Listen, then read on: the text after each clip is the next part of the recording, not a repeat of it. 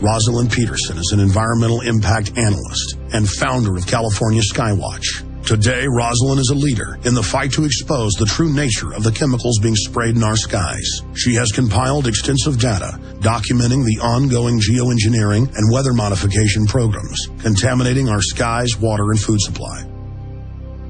My name is Rosalind Peterson, and I was born and raised in Mendocino County in California. I was on a working farm in Mendocino County and grew up on a working farm. So I have a background in agriculture. I could drive a cat tractor. I could do the irrigation systems. I decided to take environmental studies and planning course at Sonoma State University, where I got my degrees. After some training, I became an agriculture crop loss adjuster, which meant that if there were any crops that failed in California for any reason, crop loss adjusters were sent by the state of California to go investigate where these crop losses were and why there were crop losses throughout the state. So I was traveling about 50,000 miles a year in this process from county to county, assessing what kind of crops, what kind of damage they had, and looking into the reasons for the failure itself and how much value the crop was that was lost at that particular time. And then if there was a crop loss that was legitimate, then ranchers or farmers could be paid crop insurance for the loss of their crops. In '98, I began to notice just a little bit of tree decline on the property here. I began to notice that some trees didn't look as healthy, and I started to worry about that just in the background as something that was nagging, because I was concerned about losing the beautiful trees we have around here. Then in early 2000, I began to notice that I would see jets, and they would leave these little tiny trails, and then the sky would white out after that. And I was always irritated because our skies used to be so crystal clear and blue and gorgeous. And all of a sudden, you would see these jets, and I kind of thought of them almost as joyriding, and when they were, or skywriting, and when they did this, then the sky would haze over. And so I found myself, when I was teaching tennis and being outdoors all the time, or traveling for work, that I was irritated a little bit about the idea that the skies were hazed over a lot. So that was the first inkling. And then in 2002, I was working for the Mendocino County Probation Department. I was on a lunch break, and a friend of mine stopped me and dragged me into his office and said, "What do you know about this?" And I said, "Nothing." And so he said, "Well," he said, "look," he said, "I want you to know that something strange is happening here, and I'm really concerned about it. My brother, who's in the military, is concerned about this, and has called me a couple of times to say he was concerned that there was something here that was going on that was not quite right." He couldn't go any further, but he did take me outside that lunch hour and say, "Today is a really bad day." And that's when he really brought my attention to watching the jets, and how the jets would leave a small trail and then it would expand into these huge plumes. And at that particular juncture of time, that day, I was in and bought a pair of binoculars after work and a camera, and I started taking pictures and watching what was going on. And that day, I had never seen so many jets flying in so many directions, leaving so many huge plumes that turned into the, small trails that turned into these huge plumes in my life. And I knew that something was wrong. And that started me investigating what was going on. In the beginning, when I first began to see, notice the jets, I would see one, and then I would see some white haze. But I never did take notice of, really any notice other than some irritation when we hazed out. However, I can say that when I saw this particular day, and I began to pay attention, I could hardly drive straight, and I had to pull over all the time just to be able to look at these jets and say, look, this is not normal. I think that there were a lot of jets flying that day because there were many going in the same direction, leaving parallel lines. And in subsequent days, I would see many jets flying where the lines were parallel, and there would be 5 or 6 or 7 or 8 all leaving trails at one time. And I thought that that was really peculiar, that there would be so many. Later, I think that there were fewer jets, but that they would circle the county. and they go up one side of the county on the east side, and they go down the west side, and then they go up the east side, and so they would move around the county in kind of a clock-like, moving around a clock. Later, we discovered from talking to people in different counties that they were looping out over the Pacific Ocean and then coming back in, and they were doing these huge loops.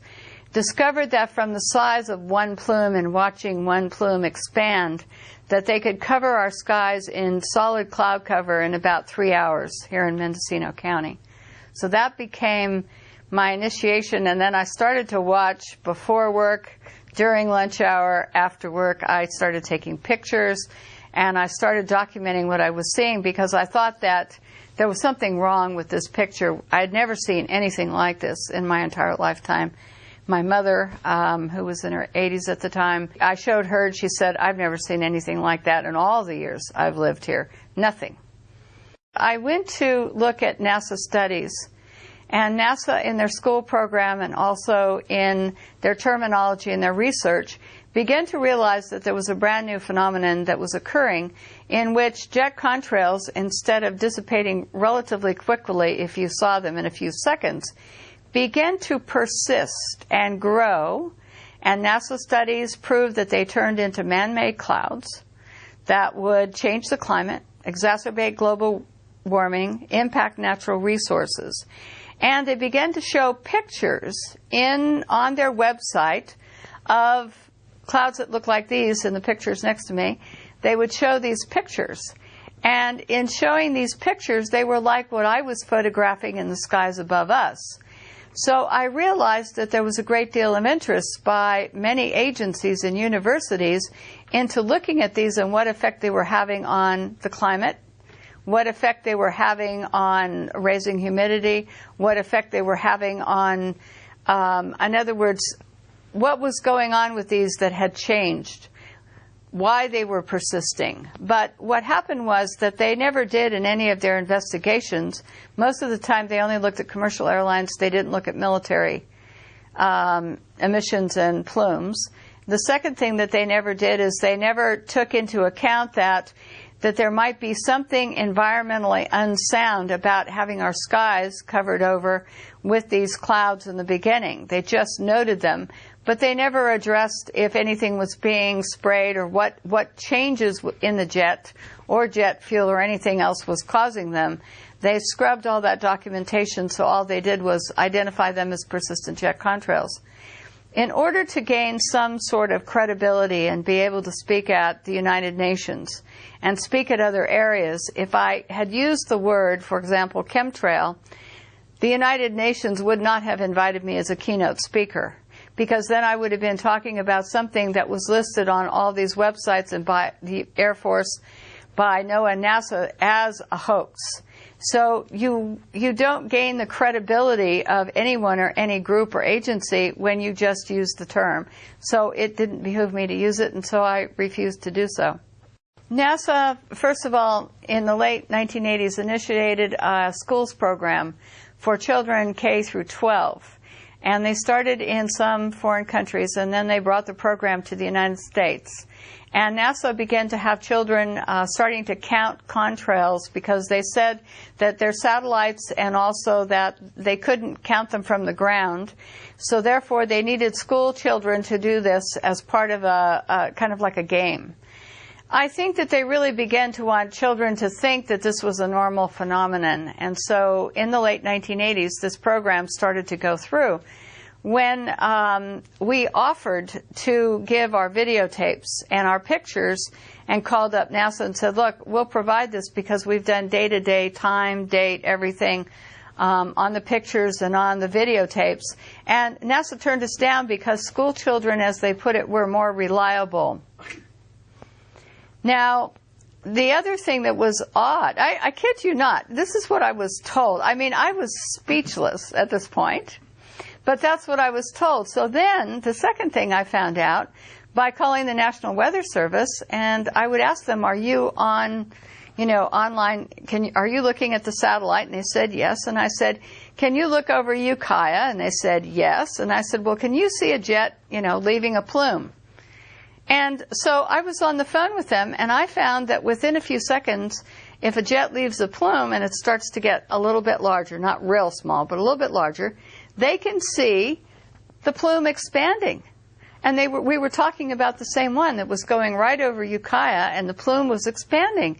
And I said, well, how come in your weather reports you don't talk about this as man-made clouds or persistent jet contrails? How come you're talking about this as being a front, a weather front? And they said, well, that's the way we deal with it because it's clouds. So we look at it that this is being, a weather front is coming through and this would produce these clouds. Well, I said, but it's not being produced by a weather front. The barometer is not dropping. There's nothing going on. I said, how come you don't just use the terminology? And he said, well, we just don't. So it was an odd dichotomy of having your weather reporters who could see these on satellite, which told me that the argument that school children could do better and that they couldn't see the contrails from satellite, they can see them, and they can see the cloud cover. I even found out from the National Weather Service that they can see haze. They can actually, it's so good, they can identify haze. So I begin to think to myself, well, if they're seeing all this, why isn't it being reported? And it's curious because no weathermen will talk about it. If Ukiah was, the sun was occluded and all these man-made clouds appeared over Ukiah and covered the whole thing after 3 hours, they would say, well, it was a front. But you could look to the west and there was no cloud, and the barometer hadn't dropped. There was no cloud front coming in from the Pacific. There was none from any direction. And yet we were covered over in this man-made clouds and haze. And they were saying that this was part of a weather front. So I began to find that I was not happy with what was being said about what we were seeing in the skies. So then it became identifying how long these trails persisted, filming them over time to see how much they expanded, how large someone got. We looked at the black contrails. We looked at the jets themselves and odd behavior of jets. The configuration on the jets was absolutely terrible because all these agencies were saying it was increasing jet traffic, and yet we could tell from the flight patterns that we got from the FAA that a lot of the flights were military. They weren't normal flight patterns. My Congressman Mike Thompson from California, 1st District, due to several inquiries, got these maps for me. They're 3 maps, and they're from the FAA, and then his office sent them to me.